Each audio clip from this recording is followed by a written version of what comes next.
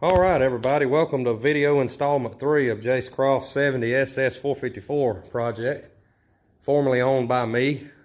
First car I put a roof skin or a sail panel had anything to do with putting that on. As you can see, studs and all still need to be added, and I talked a lot about that in the previous 2 installments. If you haven't already watched those, go watch those so this will make sense.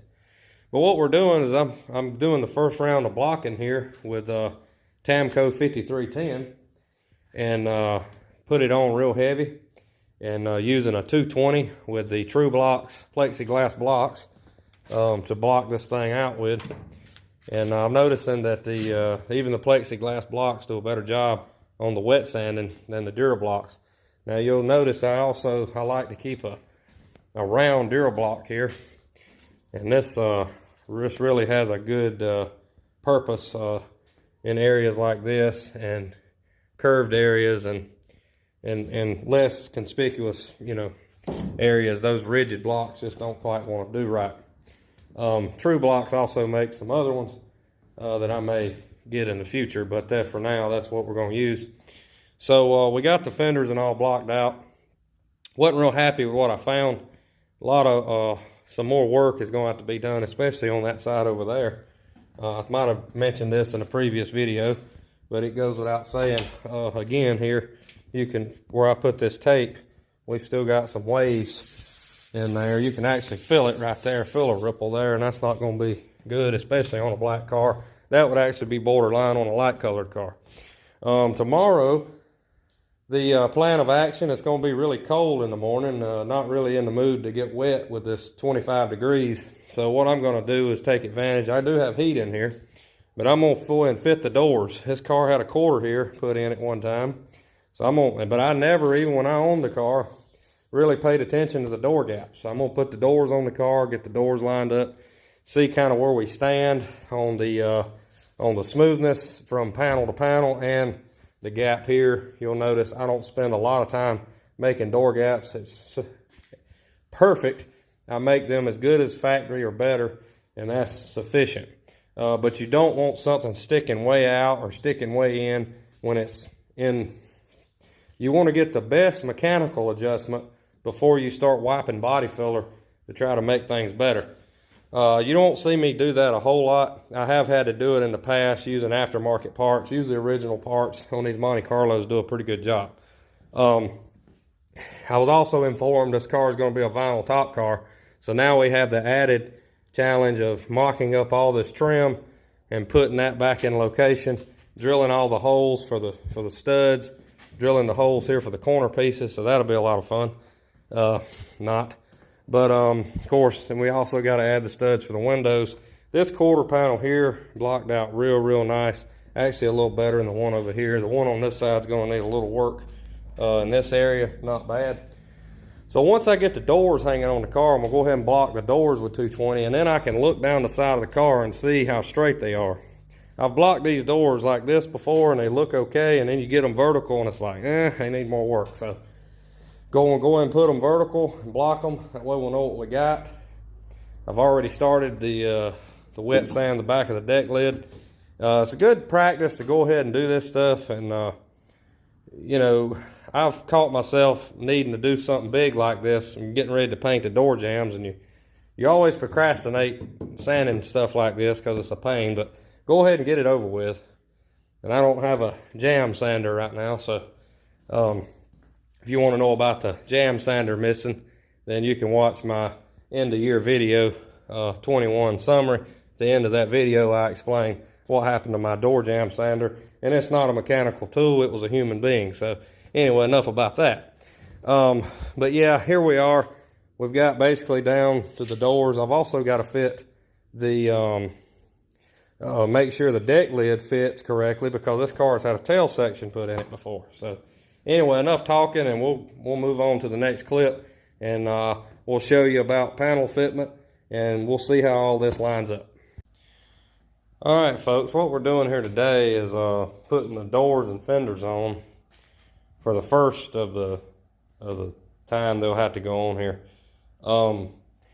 To kind of see where we're at, I've been bad about on prior projects not doing this before I paint everything.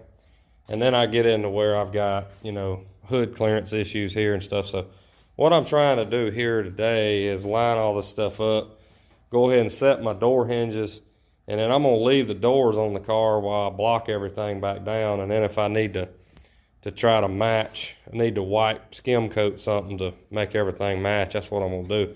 Trying to do better on this car than I did on my own. Want to make the alignment even better. And sometimes you actually have to use body filler to do that. It's looking pretty good here right now. So, but I've got the wrench in my hand, and what we're doing is I'm setting the fender to the door. I've set the door to the quarter panel, and I'm gonna set the fender to the door, kind of see where we're at. Because when you put these fenders on here, you think you got a good door gap, then you got issues here, so that door's going to come in at the bottom. So go ahead and get the door hinges and all set, and leave them on the car, and then take pictures of everything, and then I know kind of where everything to put everything back. That's kind of what you got to do on this situation, just kind of trial and error, and get these panels lined up. And you know, at least a lot of times though, I've done this after I painted the jambs, and when I do this, the car's going back together. Well, if you run into something, you know, I'm pretty confident doing that on most of the cars I work on, because I took them apart, and you know, especially if I've got the same parts going back on the car. But this car is a hodgepodge of parts. The quarter panel has been put on here. I said in the last clip, I got to fit the deck lid because the tail panel's been put on here. Cars had a roof put on it. Cars had a cell panel put on it. So, and it's been 7 years since I touched this thing. So I can't remember how all this stuff lined up. So I got to put all this stuff back together and make sure everything's going to be right, and then proceed. If you've got a car, you take it apart and you knew everything lined up, and you go back with all your factory panels you used, yeah, you can go ahead and paint the jambs. Probably put it back together. I've had these things basically fall back together, just fall right back into place. Most of them fight you a little bit, even on the car, even on the panels that come off the car originally. So keep that in mind. All right, in the last little clip, we talked about these gaps on this door. Well, another hour and a half's passed, just an FYI. And I've got these lines even.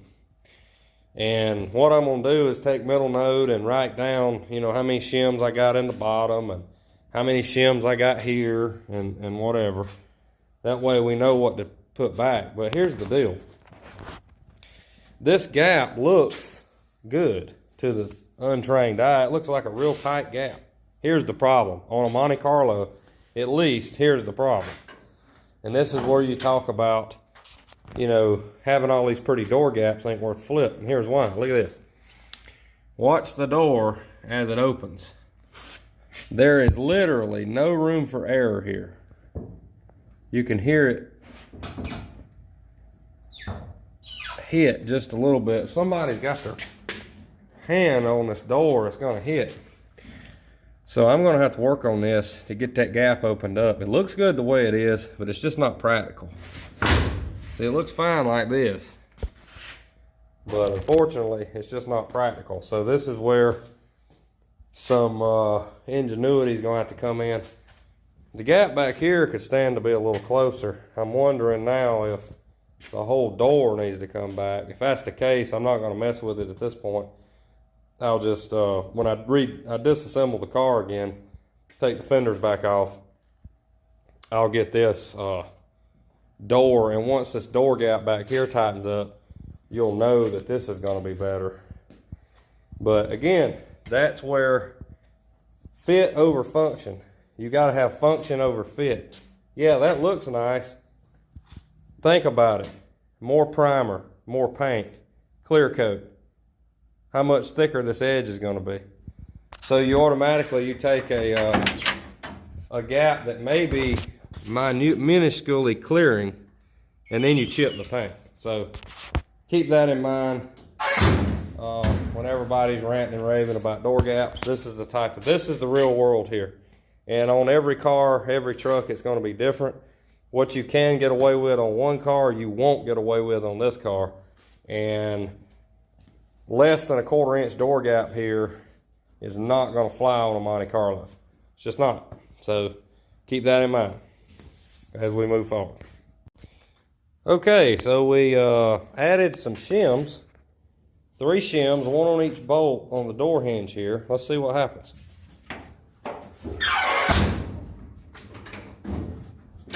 Hold on a second. All right, got the door shut. Way tighter. Basically, we took up about a 1/16 of an inch, and it actually corrected the gap all the way down, made it look way better, and it gapped it. Go back and watch the last video clip. We had a really tight gap here. Now we've got a wide gap like we need. And now watch the difference on the clearances on the door. See, now you've got plenty of room there. Still a little tight down here, but I can work this out with the fender. Prise the bottom of the fender that way a little bit and get that a little wider. But I don't think I'm going to shim that right at the moment. When we do go back for our final alignment, if I can't get, you know, then I'll shim that as well. But the gap looks very even. I feel like if I gap that, it may make the gap too big. I actually may shim this at the bottom with I got to get some 64th inch shims, not the thicker ones. So, you know, and you know, you end up with a bigger gap here, and it don't look as good. But there again, it goes back to practicality versus function. I mean, looks versus function. And I can play with this a little more with the fender to get it as tight as possible.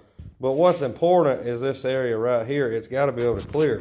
And beforehand, it just wasn't clearing. So I'm going to leave it alone right there for now.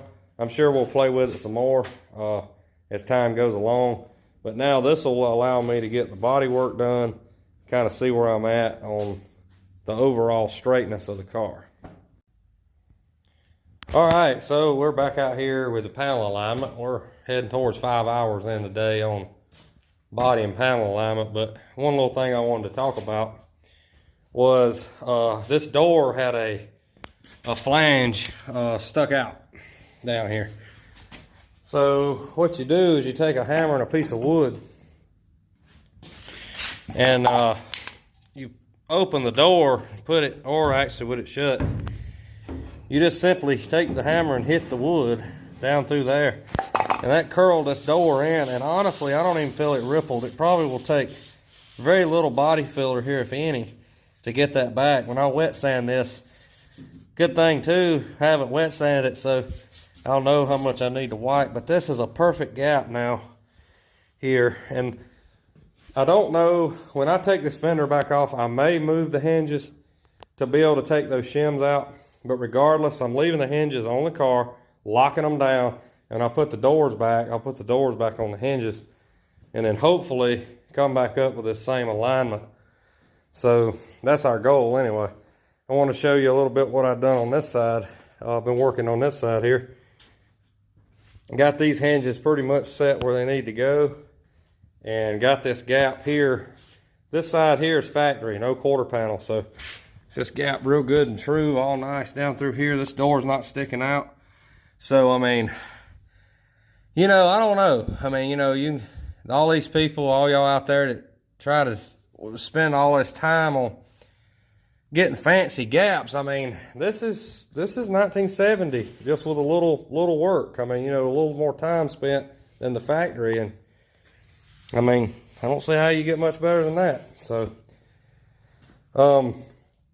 again, it goes back to what I'm gonna keep reiterating this: function over fit.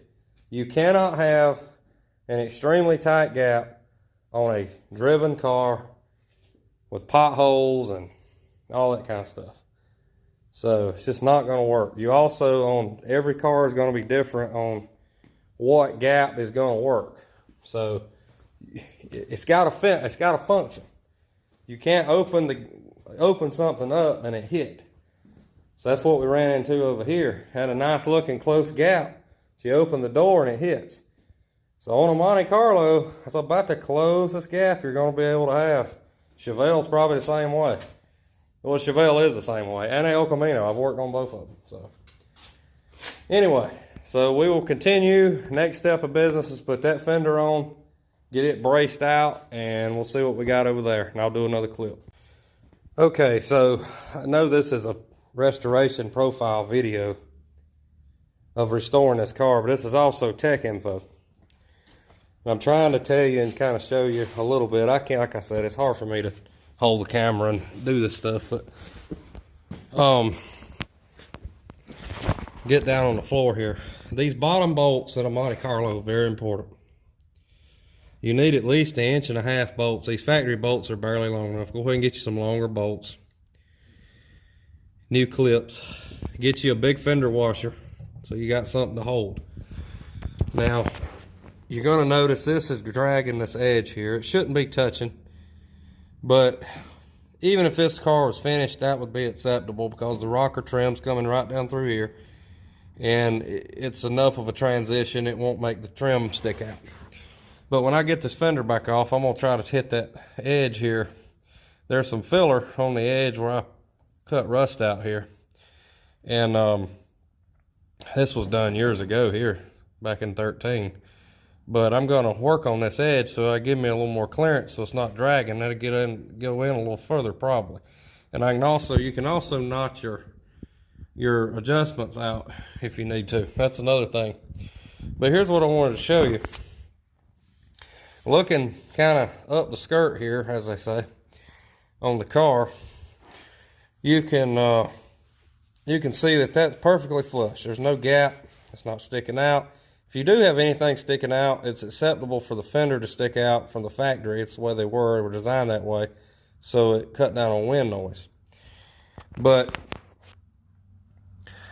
as you can see, this door, as it gets down here, is out from the fender, okay?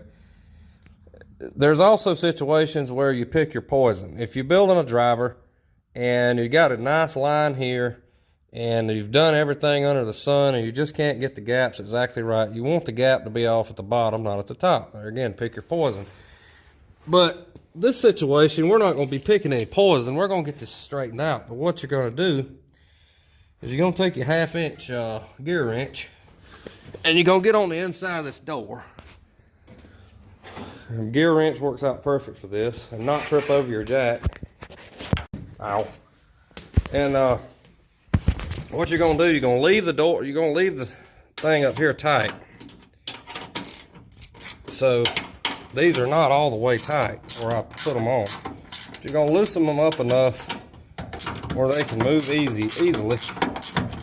Again, leave the top bolts tight. If you loosen the top bolts, you're done screwed up. The whole door will fall down on you.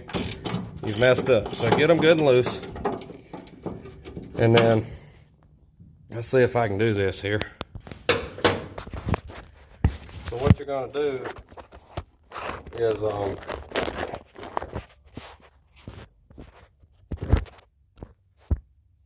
I'm going to take basically the door. I'm going to grab the bottom of the door and I'm going to pull it in. And you've seen that. No, it's not the best video in the world, but then I'm going to take the wrench and I'm going to tighten back one bolt. Keep it from moving. Okay. Turn the camera back around. I loosened, doesn't really matter which one you tighten. That's the easiest one to get to, so that's what I did. Now,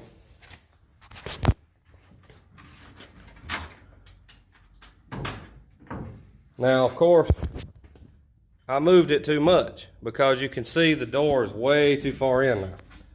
So we're going to do this again, and we'll see that in the next clip. Okay, so here you can see we've got the gap looking better, but the door has dropped on us. And see, that's a common issue when you start moving stuff, so I'm going to get this taken care of. This is a very important step, what I'm doing right now. I goofed and didn't have the top bolts on the inner hinge bolts tight. So when I loosened those, it was let the door drop. Make sure when you're pulling in top or bottom, the others are tight. If not, the door will drop. Because there's a slider plate in there, it can move up and down. So what I've got here is a jack here and a piece of wood. This wood's actually like 2 pieces nailed together, and it's got like a good little crease here that'll hold the edge of the door. I just actually got smart to do that today. Hadn't done that in the past. But what you want to do is get this gap back here. And you also don't want to come up too far. So I'm going to start locking these bolts back down and we'll see what we got. Okay, so again, tighten everything down and then re-loosen the bottom bolts, jerking the door inward on the inside, and here's what we got. Again, this is not doing adding metal to edges. This is not getting on the internet bragging about how good all my door gaps are. This is just plain and simple, strictly mechanical adjustments that anybody can do. Now, you may run into a car that's been wrecked or something, and just, you know, or parts just, but you know, every part's different. Every car fits every part different, whether if it's original, new old stock, or reproduction. On a Monte Carlo, there are no reproduction parts. So fenders or doors. They're supposed to be coming out with fenders. I haven't seen them yet, and I'm real confident they're going to fit like crap. So they're going to fit bad where they meet the door. Pretty much guarantee you that, but we'll save that for another video. Well, we've got, you know, a little tight clearance here, but nothing too bad. But we got a perfectly even gap here. And again, I mean, yeah, would you like to see a closer gap? Sure. But again, fit over function, it's just not going to happen. Always adjust the door without the striker. If not, you will regret it. You'll get the door jammed shut. But I'd tighten one bolt, and basically what I'm going to come in here now and do is just lock these bolts down. And the doors will have to come back off the car, probably. I have also painted jambs and done okay with leaving the doors on. I'm not ruling that out totally. But just because you scratch stuff putting the doors back on, it's almost, if they're perfectly adjusted, it's a shame to ruin that. With the fenders off, you can do a dang good job, especially black here, on getting the jambs painted.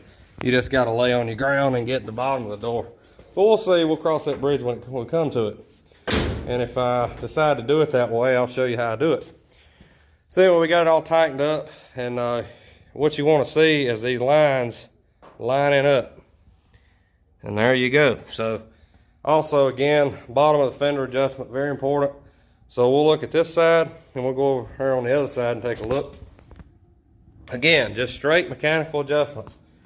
I've not added any body filler. I've not added any welding material to any of these edges. This is just strictly mechanical adjustments. Function over fit. And I'm pretty happy with what I see so far. The only place that I'm probably going to get into building up something is here, because you've got the door matching the rocker really nice, and you've got a good gap here, but you've got not a perfectly smooth area here, and you've got the door fitting nice here, but this I'm probably going to build up some to help match the door, or may make another adjustment on the door, because I would rather it to be off down at the bottom but good here without having to build up and use a bunch of filler. So again, you gotta weigh what's to pick your poison and weigh out your options on any of these adjustments. So that's where we're at now. I'll probably do a little more playing with this, and we'll continue. Okay, and as I mentioned just a few minutes ago, I did play with this door gap a little bit. Of course, made sure the top was tight, and then put the loosened just a smidge and brought in the bottom of the door, and we have a nice a better gap down here at the back, and it actually didn't affect it back there, but you can see in this video it's pretty good, you know. So we'll see going forward what we do. If any side gets body fillered to work the gap and be a little more even, it'll be this side. The other side's absolutely perfect. But you know, if you want to take and put a straight edge, I guess that's a straight. But anyway, I mean, you can see. I mean, there's a gap there, but you know, not bad. And that's about the factory. That's about how the factory had it. Again, I think they were made that way by design. And every car is probably different. But there was a tolerance. This side's not exactly perfect, but it's close. So, if anything... See, this is where you get into... Adjustments are critical because the door might be overhanging the fender here, but the fender will be overhanging the door here. So you want to make where the line is, you want to make that the closest. So if you've got a discrepancy somewhere, you also want to make the adjustment to where if you do decide to wipe body filler across, or you know, build the edges up, not on the edge, but build the panel up a little bit to make it a little more streamlined with filler. You want to add the least amount, and you want to add it in the easiest areas to work. So again, there may be some of that I may do, but again, this is not a bad gap at all, and it's some of you may look at this and say, oh, that's just terrible. Well, you know, if you were to open the door on Monte Carlo, the way these cars are designed from new, unless you totally reconglomerate everything, put Lambo doors or something crazy, this is what you're dealing with. I mean, look at that tight gap. You add clear and paint and all of that, you've got one heck of a mess. Somebody don't shut the door all the way, go down the road, hit a pothole, bam, there goes your paint job. So, also when you're adjusting, you want to make sure you've got the doors and the quarter panels even about where it's going to sit. Try to pretend there's rubber. When you put your rubber on, you'll have to readjust your striker plate. You also want to let everything just kind of sit for a few days. But anyway, this is where we're at. I'm probably just going to let it be for now. I'm going to go ahead and sand these doors and kind of clear my mind on the adjustments. And then if I need to come back and look at any of this, I will. So that's kind of going to be the plan. And so I mean, you can't get much better than that. I guess this door could probably go in at the top, maybe a 64th of an inch, and that would help line this up just a little better. And I'll probably end up doing that. But for now, I'm gonna step away and just kind of. It's a good thing too when you're doing this adjustment. If you get it close, you're not exactly satisfied with it, go do something else for a little while. Come back to it with a fresh head. And a lot of times, even especially it goes for if you're really struggling on something, just kind of step away, come back, and 9 times out of 10, a lot of times I've had it fall right into place. You know, you get frustrated, and that's not a good recipe for quality work. So anyway, well, that goes for where if you're working on your own car or a customer car. So that's just kind of the rules I live by. So I'm gonna go and get that fender brace down good over there with a brace, and then that way I can start do my sanding and then do my body working, make sure I get all the ripples out of these fenders. And we'll pick y'all up in the next clip here. And don't really know how much more gap alignment I'm gonna need to talk about. This very well may make a video of its own. This is one of the things on my personal Super Sport and black car. If you wanted to start nitpicking, I should have did this. I just took a block of wood and a hammer and I beat on this edge here with this, basically put the hammer here and then hit it there on the end. Then I took my body hammer and basically come in here and tap all this kind of down. And now we've got a good flat contour here. Once I get all this door sanded, we'll have to skim coat that to get it right, but that's okay. So, you kind of never stop learning when you're doing this type of stuff. And I've already taught myself that I need to be more aggressive with the body work. Don't be afraid to beat on something. Sometimes it's not all about mechanical adjustment. You actually have to use body adjustment. But this is still body adjustment. This is not adding Bondo, adding fiberglass, adding clothes hanger wire, none of that crap. This is just strictly mechanical adjustment, and we're shaping up real nice here. Okay, so what I've been doing the last little bit here is trying to get a game plan together And this is what you all need to do if you're restoring a car like this. Maybe this is your first rodeo. Well, what you need to do, you don't need to be in the house. You don't need to be out to eat. You need to be sitting here in the shop staring at the car. And you need to sit here and write down, and this is part of restoring a car for somebody, is you're going to have to be the one to make a lot of these phone calls.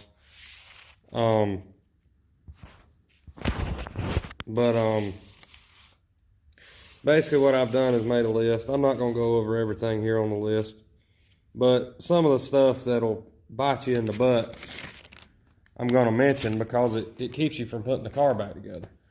And one of the major things, especially the interior, and one of the major things is you want to make sure you have your window felts, and you want to make sure you have both of these rubber seals here, and luckily they make these now.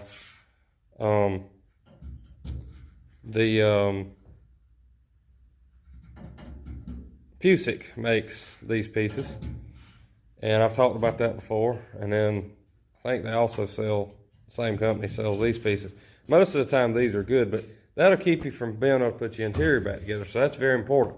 You want to have all your lock gaskets, and I recommend soft seal rubber, especially on the roof rails, trunk, and the piece. This car won't have this piece, but if you have that under the hood and the trunk, I don't know what they've done to the Metro stuff. It's just gotten worse. It's not getting any better. It's just getting worse. So anyway, that's just a few of the things I wanted to mention. But what you want to do, you want to plan ahead. You got to plan ahead. You know, all your trim moldings and stuff, you got to make sure you got all that stuff. And with the shortages right now, with all this craziness, you just got to plan ahead. And the interior, you better order it before you buy the car, is all I got to say. So it's just some of the list. You can pause the video and kind of study it. The only thing I don't have wrote down is window felts. I got to write that down. But anyway, it just kind of gives you a good idea. Sit in front of the car, stare at it, and remember what you need to order. So just wanted to throw that out there.